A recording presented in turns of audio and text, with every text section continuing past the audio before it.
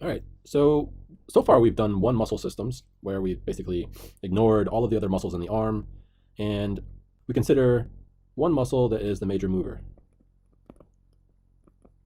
right? But now let's consider this idea that there's other muscles that act in conjunction with the major mover, and we want to find some kind of general solution to a two muscle system, right? So let's do that real quick. Let's do our setup. Let's say make the engineering diagram. Engineering diagram for this system is going to be some attachment point A, attachment point B, some pin, a bar, and we're going to attach C, attach D, and have a force acting at E. And in the picture, the force is acting down, but we can just talk about this force being some arbitrary direction for now. So we want a general solution. So let's go connect these. So B connects to D and A connects to C, just like that. All right, so then let's look at our coordinate system. So that's X and Y. And now we need to talk about our vectors, position vectors. So what do we need here? We need LO to C. Let's go in order. Let's go LO to A, LOB, LOC, LOD, LOE. Okay.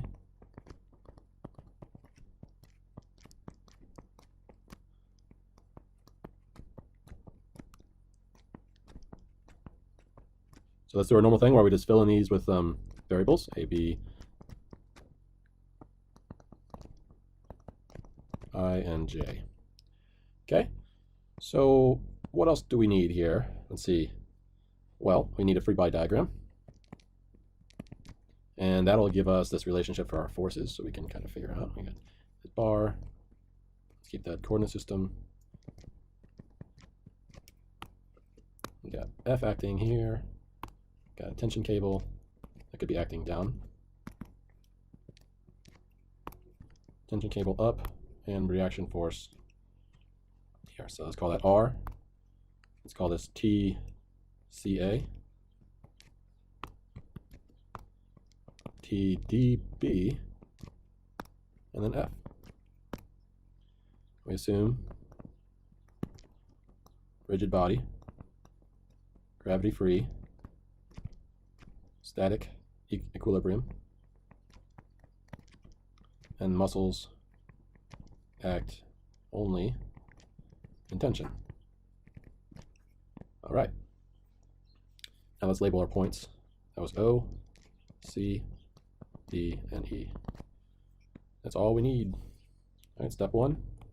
Let's come down, get sum of forces, make our table, I, J, K. Ooh, one quick thing, we gotta make these forces and describe them.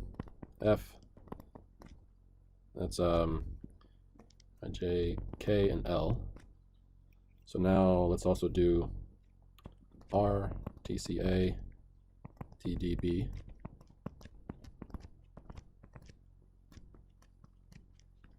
RX, RY, TCAX, TCAY.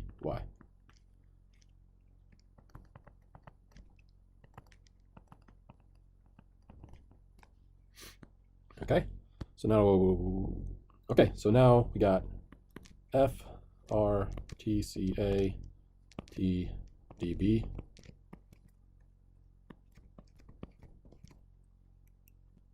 KL, 0, RX, RY, 0.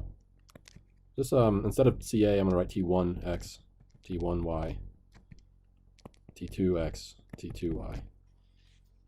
That's a little easier. Let's go and change that up here too. Okay, so sum of forces equals 0. K plus Rx, T1X, T2X, T2X equals 0. L, Ry, T1Y, T2Y. There we go. It's equation 1. Equation 2. let's get moments. Sum of moments about O equals 0. Let's do our table. What do we need? We need the vector L O to C crossed with T C A. We want L O to D cross T D B. L O to E cross F.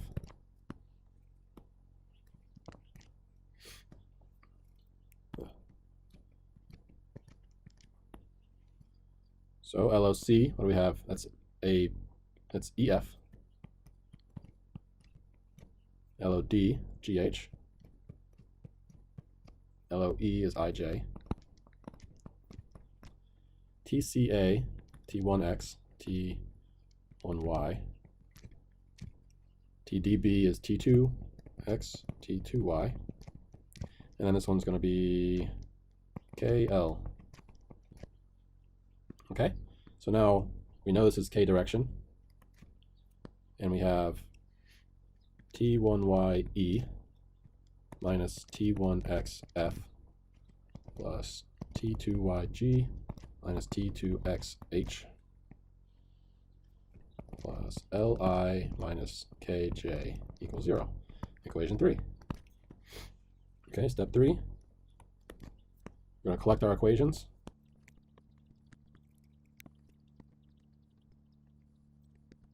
So we collect our equations, we got 3 of them, and then we need to know how many unknowns.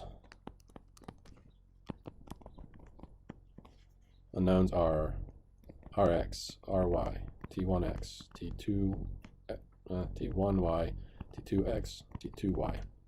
All right, so we got 3 equations so far. We need 3 relationships. So what can we do here? We got step 4, identify relationships. Right? Remember that the whole, we can talk about the direction of these muscles, how they act. That's LDB and LCA. We need those. So let's come back to our vector table. All right, so let's look at let's look what we need to find. We have some vector there. That's L O to B. We got a vector O to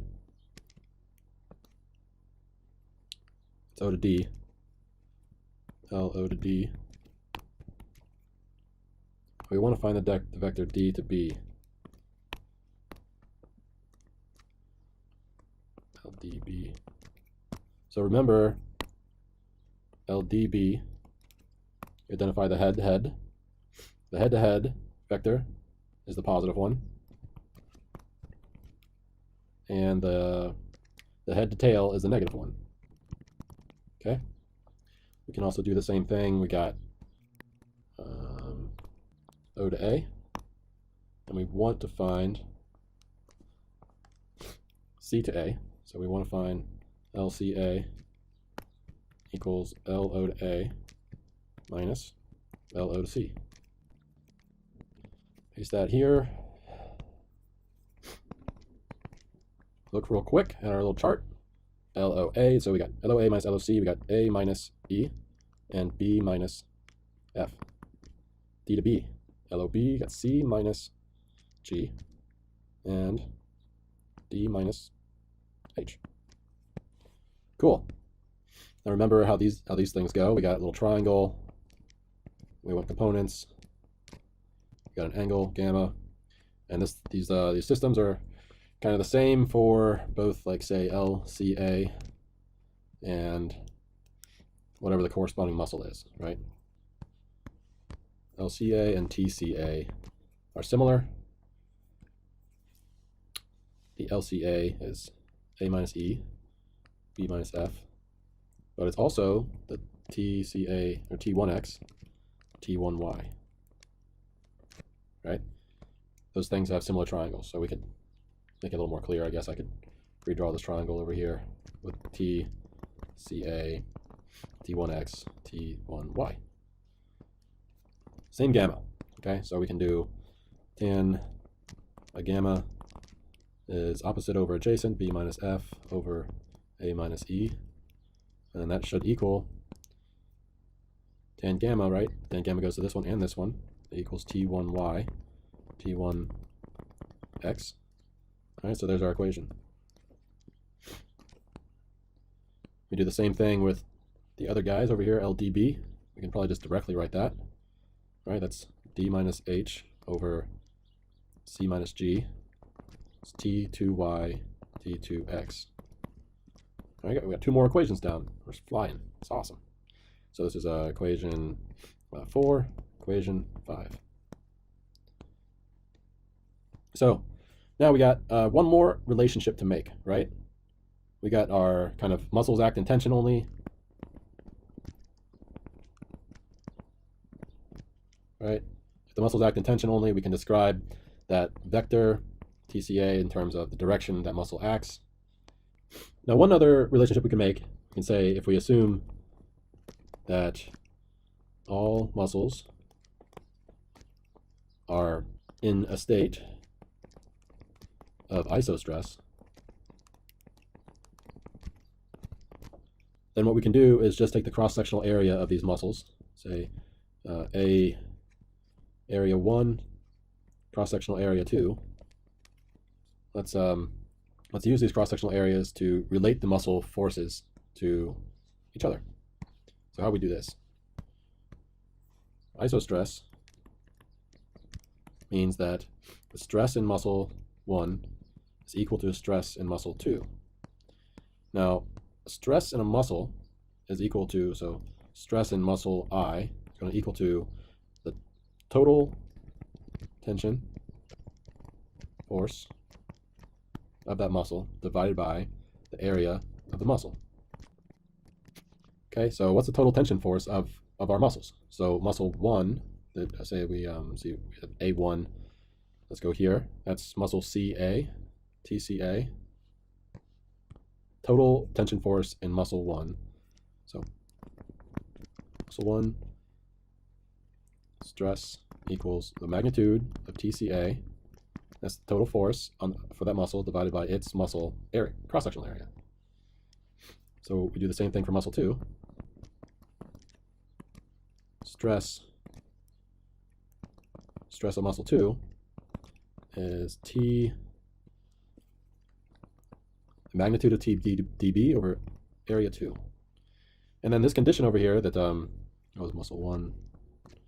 We use this condition here to say the magnitude of TCA over A1 must be equal to the magnitude of T dB over A2. So now we can kind of recast this idea in terms of the unknowns that we have. So the magnitude of TCA is T1x, T1y. And there's a square root of T1x squared plus T1y squared. And we're going to say that equals A1 over A2 and the square root of T2x squared plus T2y squared. All right, so that's going to be equation 6. So let's write our system. We got step 5, system of equations. Take our equations from up here.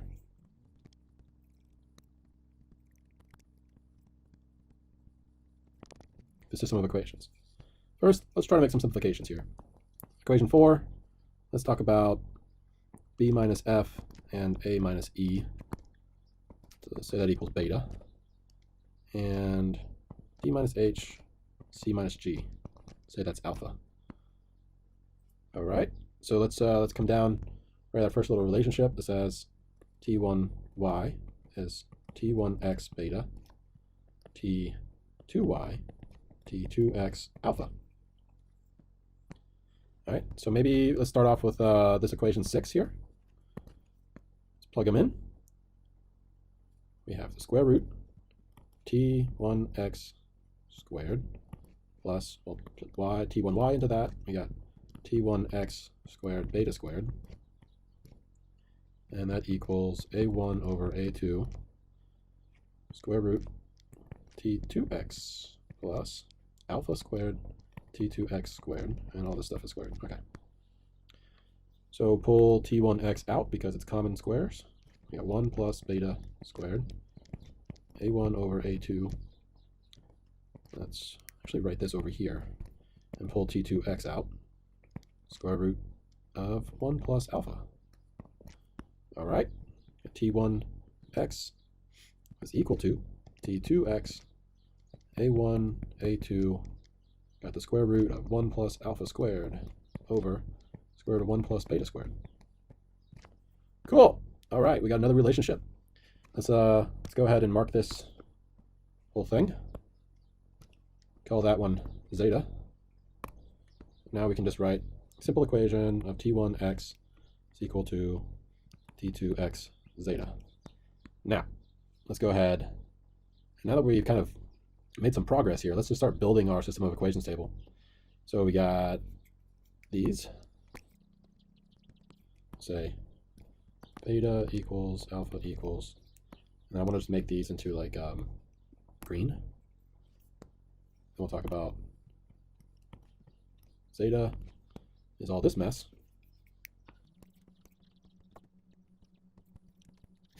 So that's our known so far, right?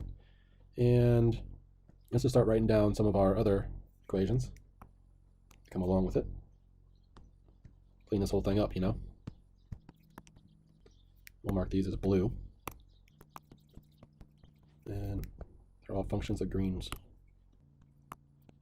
Okay, so what else we have? We have these equations. And we'll use them to finish the rest of this deal off. All right. So we'll use these guys in here and say, what do we want to solve for in this one? It's going to be, you got t1y, t2y, t1x. So that's blue. t1x is blue. So let's see, if we did t2y, that would give us something in t2x. That would be good for that one. t1x gives us a t2x. t1y gives us a t1x, which gives us a t2x. So it's going to be a little bit of a nightmare, but we can make it work, you know? So we're going to solve for this one. All right, let's solve for that guy there. Let's just bring him over to the other side of the equal sign over here. I say t2x times h is equal to all this other stuff. All right, so now let's start plugging stuff in. t1y. t1y is t1x beta. t1x is t2 zeta. All that stuff together says that t1y is equal to beta zeta t2x. Right? Beta zeta e t2x minus t1x is t2x zeta, so that's zeta t2x times f t2y, that's alpha t2x, alpha g t2x, li minus kj. Okay, so now let's collect all of the t2 terms, bring them over here to the other side. All right, we got t2x is h, and it's minus beta zeta e. Actually, let's do h minus alpha g. Okay, we have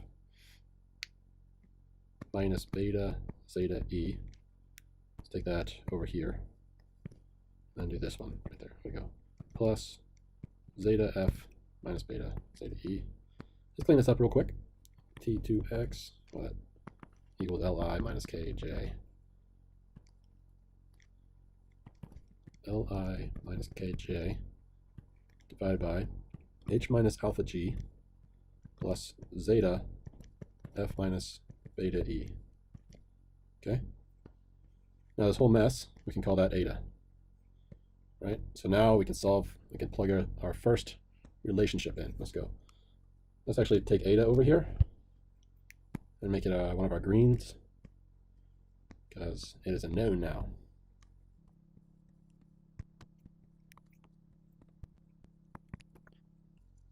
Okay, so we got t2x equals eta. T2x equals eta. Now we can write these guys. So T1x is eta zeta. T1x is eta zeta. T2y is eta alpha. T1y is T1x beta. So that's eta zeta beta. Okay.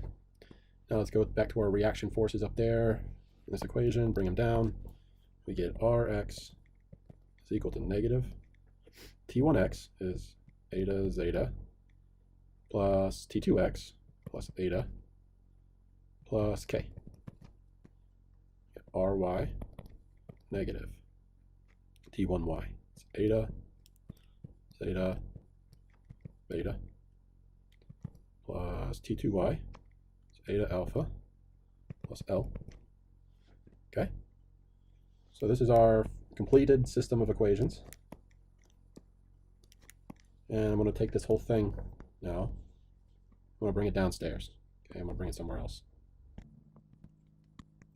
We're going to call this whole thing the general solution to a 2-muscle, 1 bar, 1 pin, right, 1 external force.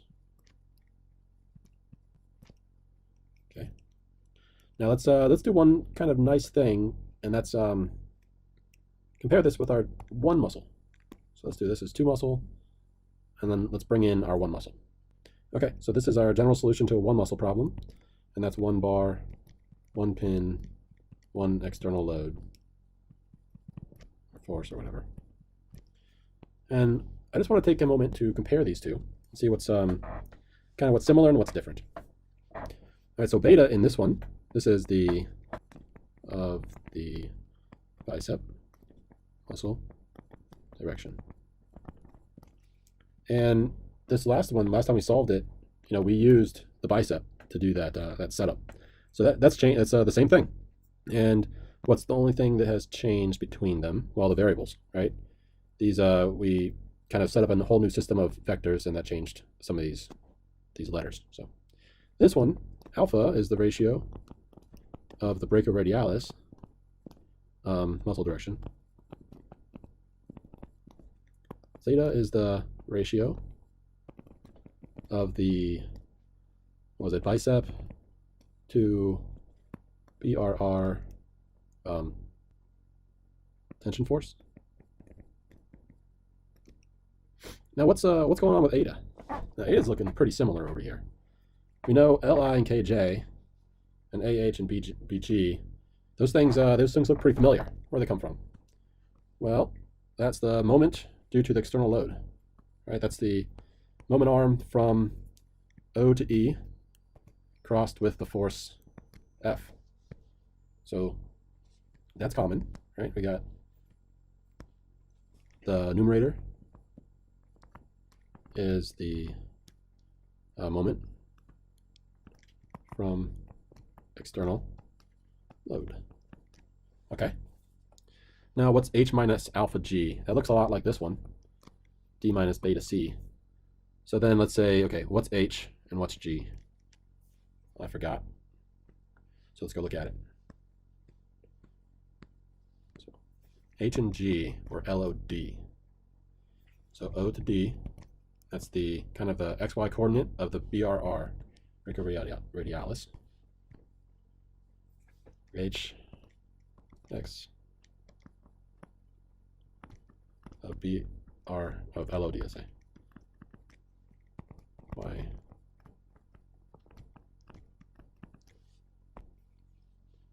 Okay, now look at this thing. What is alpha? That was the ratio of the BRR muscle direction.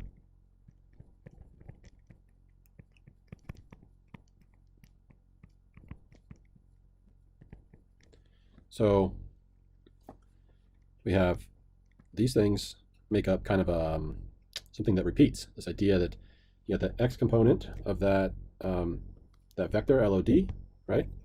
And then we have this one, which is that the ratio of the two components multiplied by the y component. So it's kind of like a transformation.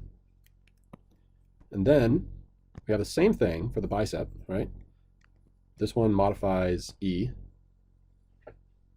modifies like a F and E up here. So look at F.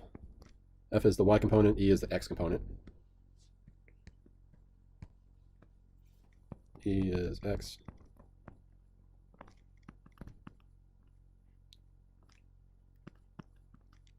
Wait, we got LO, which one is it? LOC.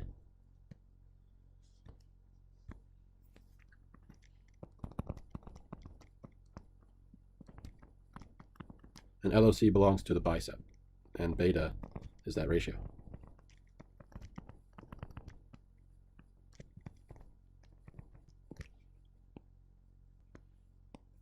Okay, wait. I get this one mixed up. This is the y, and that's the x. Okay, so these two things, these two ideas are the same. Same thing over here. D and beta C. D is the y component.